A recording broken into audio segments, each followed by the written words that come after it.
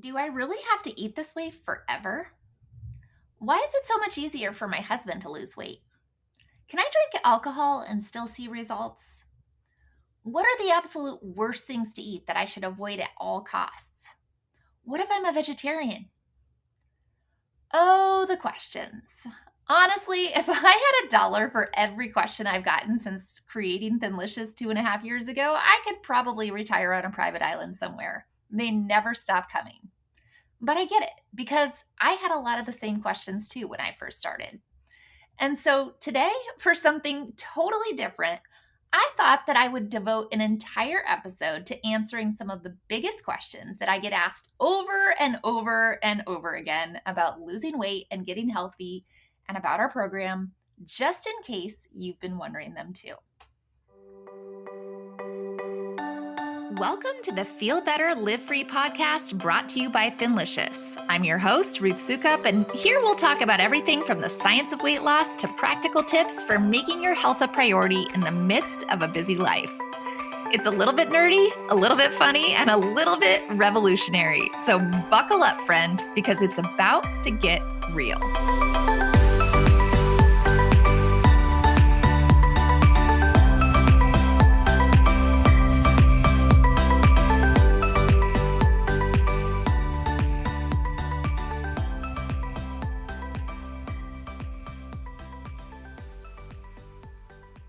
Hey there, and welcome back to the Feel Better, Live Free podcast. Once again, my name is Ruth Sukup, and I'm the founder of Thinlicious and the creator of the Thin Adapted System, as well as the New York Times bestselling author of 7 books.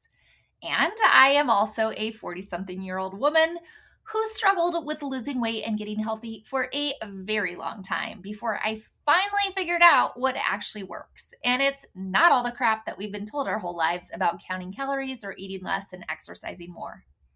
And that's why I created Thinlicious and started this podcast, because I want other women over 40 like me to know there is a better way to get healthy and reach your weight loss goals. Because to me, honestly, it's not even about weight loss.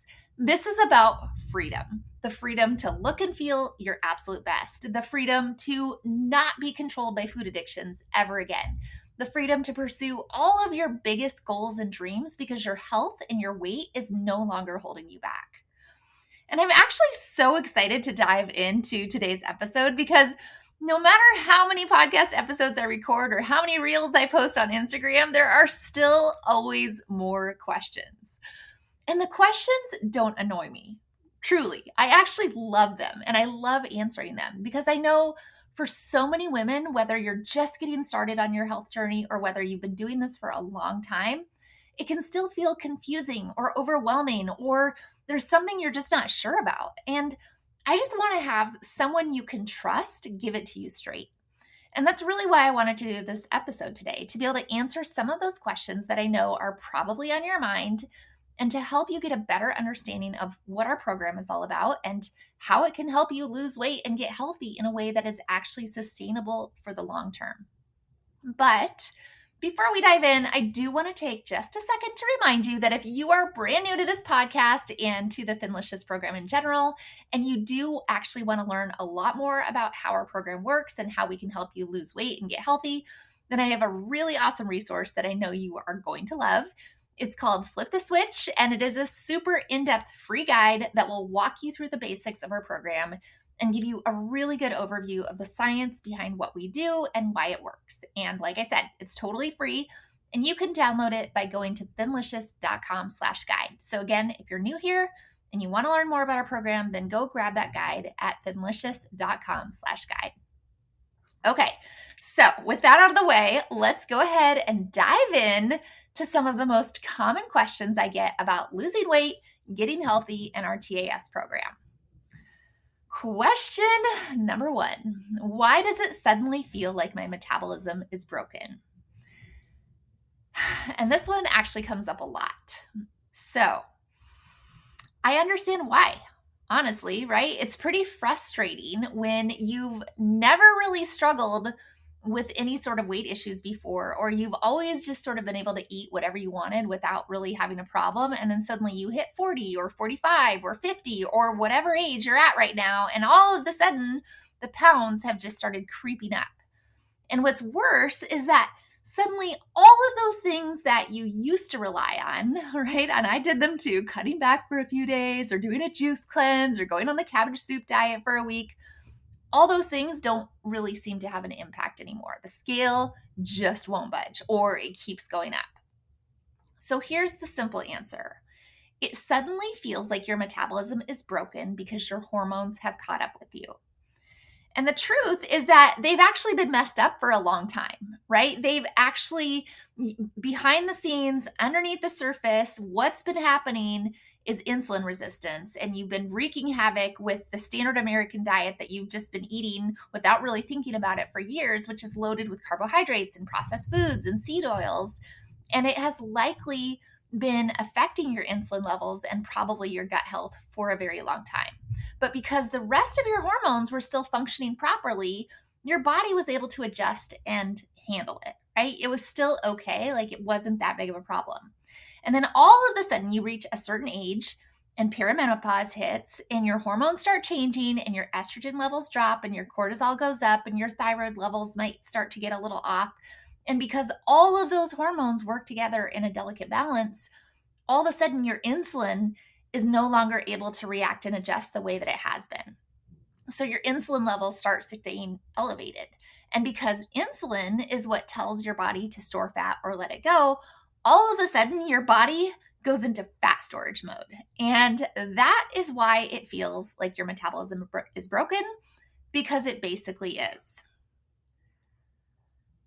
The next big question is a big one because it basically puts people into a kerfuffle every single time I talk about it. I talk about this on Instagram a lot and people always freak out whenever I post a reel about this. But the big question is, why do you say that calories don't matter when everyone else says that you have to be in a calorie deficit to lose weight?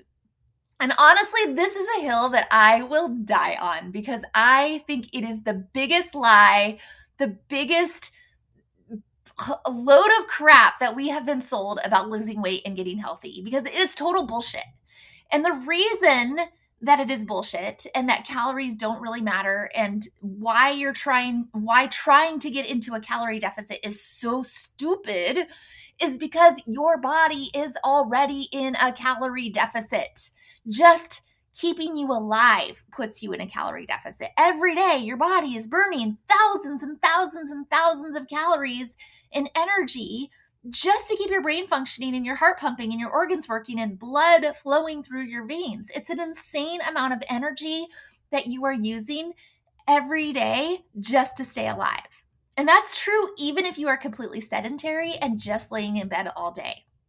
It's more energy than most people could ever consume in a day, right? I just was listening to another audiobook. It's really good. It just came out. It's called Good Energy. And she was talking about ADP, which is what the energy that your body is creating, right? That's the process that happens in your mitochondria. Your body is creating energy for your body to use. And do you know how much we produce every single day? How much, like what amount of ADP our body has to create every single day to keep us alive, to provide energy for us? 88 pounds. It creates 88 pounds every single day, and we're just burning through it. You're not eating 88 pounds of food every day, no matter how many calories you're eating, right? It's never going to be 88 pounds. And that's, your body has that process for creating its own energy. So calories really aren't the problem, right? So calories in, calories out is this big farce that sounds really good, sounds super scientific, but it's actually meaningless. And you're probably thinking, well, if that's true, Ruth, then why are so many of us fat? And it goes back to hormones. When you are eating foods that are keeping your insulin levels elevated all the time, your body goes into crisis mode. Because once again, when your insulin is high, your body cannot burn fat. It won't work, right? Your body goes, I'm in crisis, my insulin is high. That means I have to store all the fat. I just store it, right? I'm just going to store it. I'm not burning that fat. But I think it's also important to understand that the type of food that you're eating also contributes to the number of calories you're able to consume. So when you eat highly processed, high sugar, high carbohydrate foods, they actually make you hungrier. There's almost no limit to the amount of those kind of foods that you can consume, because your body will just continue to crave more and more and more and more and more. But when you eat that's why you can sit there and eat a whole bag of chips, right? Like sit there and eat, I don't know how many calories are in a bag of chips. What, 2,000, 3,000 calories in a bag of chips? But you could eat the whole thing. I used to eat a whole bag of Doritos in one sitting easily. Or a whole tub of popcorn at the movies, right? How many calories is in that? Because it's a high carbohydrate, high fat, like the combination with the processed seed oils and all the stuff that just makes you hungrier. And there's no limit to what you can eat. But when you eat the kind of foods that actually balance your hormones and nourish your body, those whole nutrient dense foods that have tons of protein and lots of healthy fat, guess what happens? You feel full.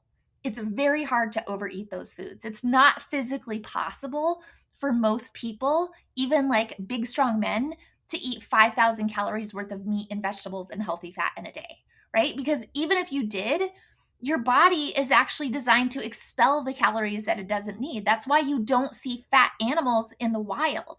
But it only works that way if your hormones are functioning the way that they should. And of course, that brings us to the next big question. Well, if that's true, what should I actually be eating to balance my hormones? And the answer to this is pretty simple. Whole, nutrient-dense foods that are as close to the way God made them as possible. So that means you want to be getting plenty of protein, right? Lots and lots of protein and lots of healthy fat, while limiting sugar and processed foods as much as possible. If you can eliminate them completely, then great. So that means lots of meat, especially red meat, which is the most nutrient-dense food that you can eat. It means lots of healthy fat, the kind that comes from animals. That's healthy fat, right? So butter, ghee, dairy, full-fat dairy products, all of the fat that's on meat. Bacon is actually a good fat, right? Bacon fat. We used to cook with that. We used to cook with lard, and then the big food companies came along and convinced us that vegetable oil, which is terrible for you, is healthy when it's not. And then we all got screwed. So eating animal fat, right? Healthy fat coming from olives, avocados, coconuts are good fats. It means low glycemic fruits and vegetables, which are preferably locally grown and in season, right? There's a ton of genetic modification that goes on with fruits and vegetables these days, and they're put into storage and they're basically depleted of all their nutrients. So trying to eat locally grown and in season fruits and vegetables as much as possible. And then it means cutting out all the processed crap that's filled with toxic chemicals. That is the diet that's going to help you balance your hormones. Which, of course, as soon as I start saying those things, right? Get lots of fat, eat meat. Don't eat tons of fruits and vegetables, or at least eat low sugar, low glycemic fruits and vegetables. Then the question always comes up, well, isn't this just keto with a different name? And I have a few bones to pick here on this. I just got a review on this podcast a few weeks ago. If you want to go check it out, you can. A 1-star review on this podcast saying, this is just keto with a different name. This is not keto with a different name, but it's actually funny to me how scared people are of a ketogenic diet, because what a lot of people don't understand is that the concept of keto has actually been around for a long time, right? It's not, people think it's like this recent fad, and it's become a fad, like everything in the grocery store, or you go to Costco and everything is keto, and it's all crap processed food, right? That you don't even want to eat. But the concept of keto has been around for a long time, since a guy named William Banting wrote an essay about his experience cutting out sugar and carbohydrates in the 1860s, right? 1860s, not 1960s, 1860s. So 160 years ago. And for the first half of the 20th century, the Banting method, as it was called, was commonly accepted in medical circles as the most effective way to lose weight. Until guess when? The late 1960s, when the food industry paid big money to blame heart disease on saturated fat. And then it had this resurgence in the 1970s with Dr. Atkins, right? The new diet revolution. We've all heard about the Atkins. And then it was reborn again as keto in the early 2000s. But guys, there is a reason it keeps coming back. The reality is that limiting sugar and processed carbohydrates while increasing your protein and fat is by far the best and pretty much the only way to reverse insulin resistance and get your hormones functioning the way that they should so that your body can release excess fat. But here's what else I want to say. Our program is not keto, at least not what most people think of as keto. Because one of the big reasons that keto has such a bad rap is the way that it has been executed, right? And the way that it is often executed, especially in the last few years. Because what happens with keto, at least the most recent keto, is that people focus solely on getting and staying in ketosis indefinitely, right? It's all about got to get in ketosis, which means eating an extremely high percentage of fat, right? It's pretty easy to get into ketosis. Just eat a hugely high percentage of fat, somewhere around 80 to 90% of your total calories, and then a moderate amount of protein and as few carbohydrates as possible. But what happens is that people who are doing keto, they just stay there, focused on ketones and staying in ketosis. And that doesn't work. And that's why our program is actually very different from keto. And why so many people say, oh, well, I tried keto, but it only worked for a while and then it didn't work anymore. Because it doesn't work anymore. You can only do that really, really high fat for a short amount of time. And then your body gets used to it, right? And your body is just burning the fat that you're eating and it's not burning your own fat. And so it's not going to work for you anymore. So how is our program different? Well, our program works in phases, and each phase has a different purpose. So in phase 1, right, we have a phase 0 too. That's where you're just preparing to begin. But in phase 1, which is the first phase where you actually change the way that you eat, your goal is to flip the switch on your metabolism and actually get it working again. And the way that you do that is by getting your body into a state of ketosis. So our phase 1 does look very similar to what most people think of when they think of keto, although we do put a much bigger emphasis on healthy fat versus just any fat, right? And we're still wanting you to eat whole foods and all of those things. But this is not dirty keto. This is clean keto. But you don't want to stay in phase 1. It is only ever meant to be temporary, at max 8 weeks, right? The only goal of phase 1 is to flip the switch on your metabolism to actually get it working again. And that is how you do that. But then you have to switch to phase 2. And in phase 2, that is when your goal is weight loss. That is when your goal is to burn your own excess fat, right? Not the fat that you're just eating. You want to be burning your own fat. So in phase 2, your focus is much more on protein. You're still eating plenty of healthy fat, right? We don't ever consider what we recommend a low-fat diet because low fat isn't healthy, but it's nowhere near the amount or the percentage that you were eating in phase 1. And you might be in ketosis sometimes, but not all the time, right? And it's okay. You're not trying to be in ketosis all the time when you're in phase 2, because your ultimate goal during this phase is to reach your weight loss goal, but also to heal your body and balance your hormones in order to become metabolically flexible again. And once you have reached your weight loss goal, you move into phase 3, which is where your approach becomes a lot more moderate. You can actually start adding in more carbohydrates because now your body is metabolically flexible and can actually handle it, right? You've healed your insulin resistance. You've balanced your hormones. Your body is no longer in crisis, and your body is actually designed to process carbohydrates, just not on the level that we are getting in our standard American diet, which is full of toxic chemicals and sugar, right? You're still going to want to not eat all that junk, but you can eat carbohydrates and add those back in. Suffice to say, this is very different from keto and much more effective and much more sustainable long-term. Of course, at this point, you're probably thinking, well, can't I just do this all on my own and still see results? Why are you so adamant that people should join your TAS program? And that's a good question. And the answer is that, well, it is possible to make the sort of changes I've been talking about on your own and probably see some results. What I have seen is that it is way easier and way more effective to do it with the support of a program that, number one, lays it all out for you step by step, right? But that also gives you all of the education and scientific background you need to understand what's actually happening with your body. And then on top of that, gives you all the ongoing support that you need to be successful. I mean, including the mindset shifts, right, that you need to be successful. And that's what our TAS program does and why it has such a high success rate. We don't just give you a meal plan or a bunch of recipes and send you on your way. We teach you the science behind the program. We help you fix your mindset and change your thoughts. We give you a timeline to follow and specific steps to add at the right time so that you're not trying to change everything all at once. We give you a custom software designed specifically for our program to help you conveniently track all your daily actions. And we provide the most incredible support from certified coaches who have not only been through our program, but have passed a rigorous advanced level training and certification exam so that you know they actually know what they're talking about, right? And you don't get any of that on your own. And let me say this too. I love recording this podcast and I love posting tips and recipes on Instagram. And my goal truly is to try to help as many women as possible lose weight and get healthy in any way that I can. I want to change the world, right?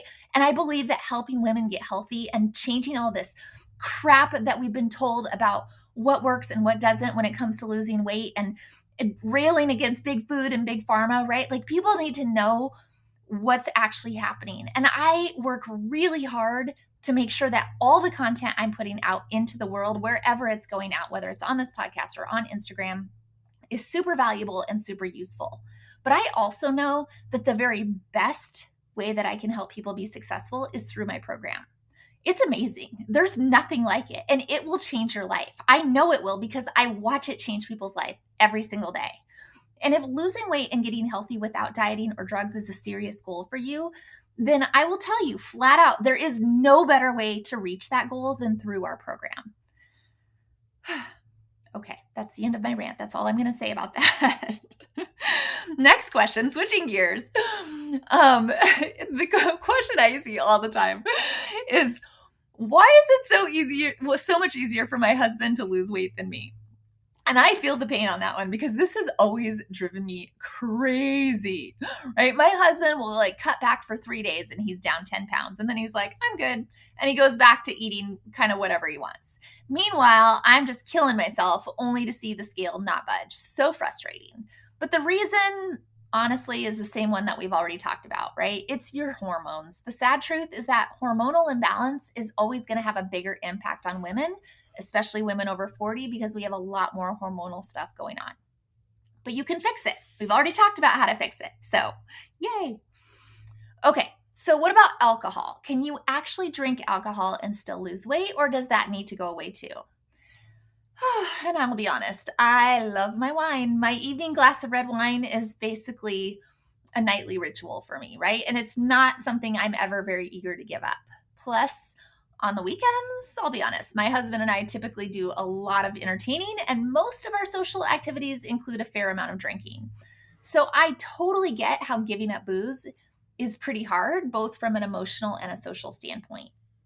But here's the real answer. If you're just starting out with your weight loss journey and working to reset your metabolism, it really is best to cut out alcohol completely for at least the first 8 weeks, even if you're drinking alcohol that's low in sugar and low in carbohydrates, right?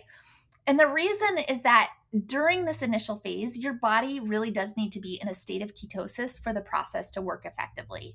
And alcohol can actually kick you out of ketosis and slow down your weight loss progress, because the second that you drink alcohol, the only thing that your body can focus on is metabolizing the alcohol. Your body cannot store alcohol, so it has to metabolize it instantly, right? And it throws, so all it does is focus on metabolizing the alcohol, and it can't focus on anything else.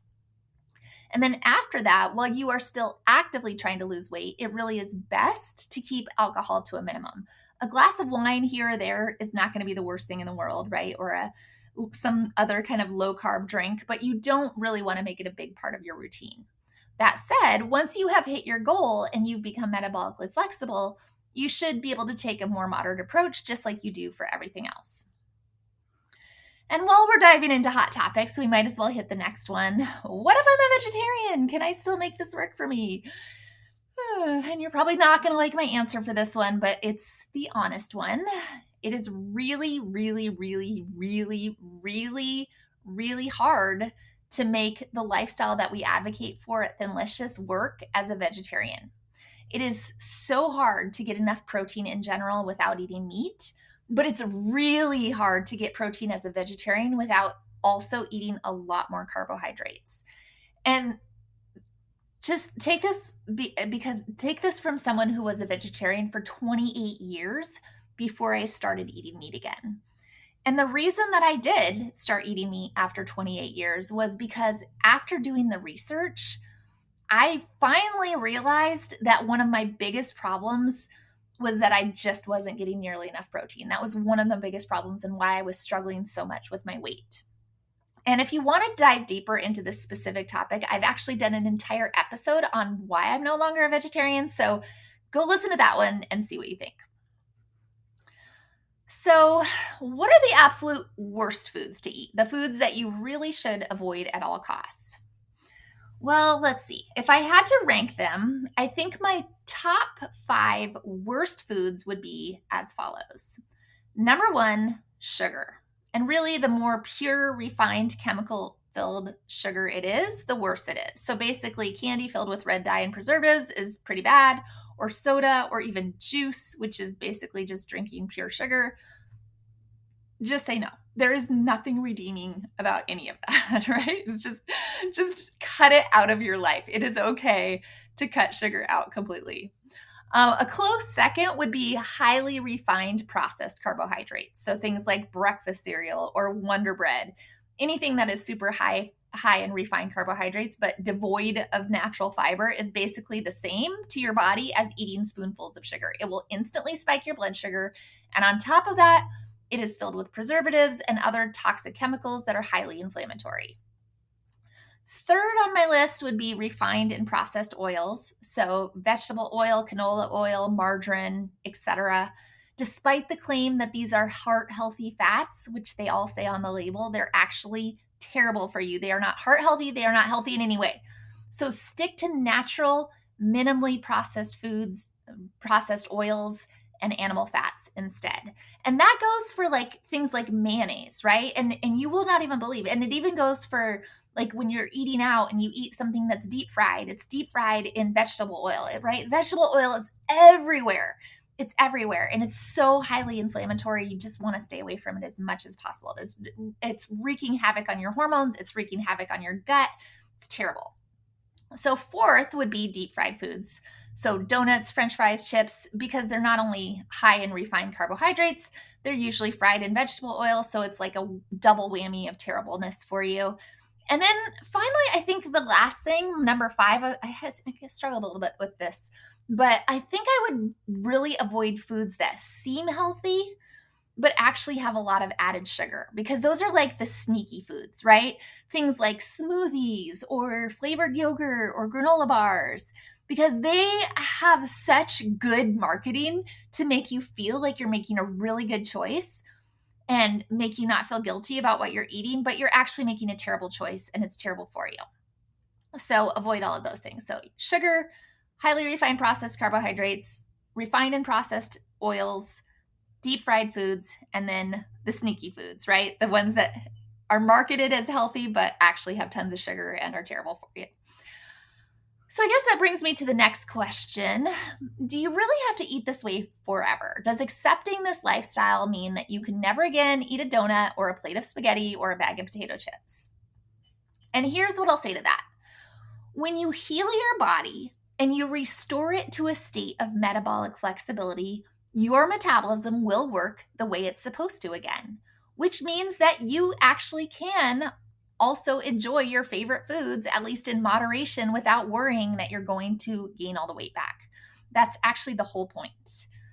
But I think what you also learn through this process of healing your body is that some foods will make you feel good and other foods will make you feel really bad. You will notice inflammation or fatigue, and you will want to eat the foods that make you feel good most of the time.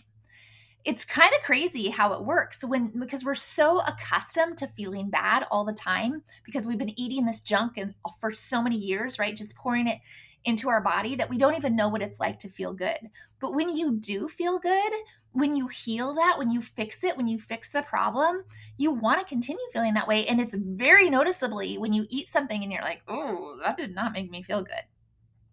And I actually did a whole podcast episode about this. It's titled, Yes, I Actually Do Eat Carbs, where I talk about what my life and my typical diet looks like in phase 3, right? And it's pretty moderate. I love sourdough bread and I eat potatoes and I eat lots of fruit. I even have pie every now and then. But most of the time, I still choose to eat foods that are high in protein and high in healthy fat and low in sugar and refined carbohydrates because I know that's what makes me feel the best, right? Those are the foods that I crave now. In fact, those are the foods that my whole family craves. And I have 2 teenagers. They do eat junk food, but they also crave my healthy cooking, right? They always would prefer that I cook rather than go out to eat or to eat junk food or to go get fast food, right? They're always like, Mom, can't you just cook? So I think you can train your body to start to crave that food. I guess it kind of comes down to that Bible verse, right? Not to get all Bible-y on you, but 1 Corinthians says everything is permissible, but not everything is beneficial. But again, if you really want to know more about what phase 3 looks like, listen to that episode that I mentioned. The Yes, I Actually Do Eat Carbs. It just will kind of give you the picture of what the future can look like. I could probably go on with questions forever, you guys, but I think I'm already over time. So the final question I want to answer today is this. What is the best way to actually get started? Should you do a bunch of research first or just dive in and start changing what you eat? And I guess my answer to that is a little of both.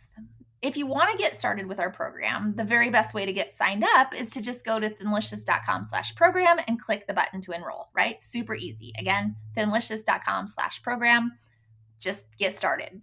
And once you're inside the program, we will have you start in what we call phase 0, which is our prepare phase. And in the prepare phase, which you can take as long as you want, right? You can do it as fast as you want or take as long as you want, but that's when you're just getting ready. So we help you prepare your pantry and your meals and pick a start date, but also help you get mentally prepared for the changes that you'll be making. And it's actually a really important part of the process.